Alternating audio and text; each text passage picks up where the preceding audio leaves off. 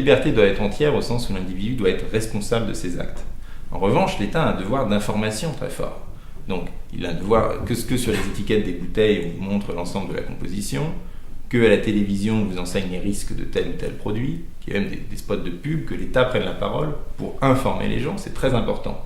Et finalement, c'est assez bien réussi aujourd'hui. Honnêtement, il faut vivre dans une cave pour ne pas comprendre que la cigarette cause le cancer, ou qu'il faut consommer de l'alcool avec modération. Ça doit être à l'individu de prendre ses responsabilités et, sachant les risques qu'il encourt, de les prendre ou non.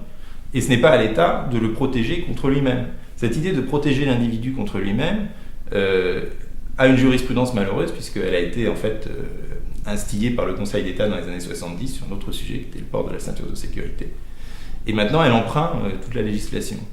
Non, il faut donner à l'individu les moyens de choisir lui-même. Si après tout, s'il décide de boire beaucoup et de mourir d'un cancer, ou de fumer beaucoup et de mourir d'un cancer, c'est son choix.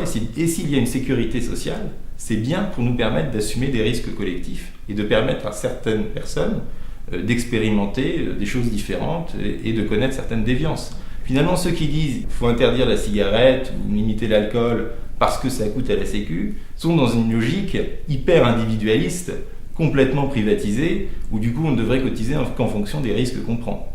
S'il y a une collectivisation du risque dans la société, c'est bien pour permettre à certains d'en prendre.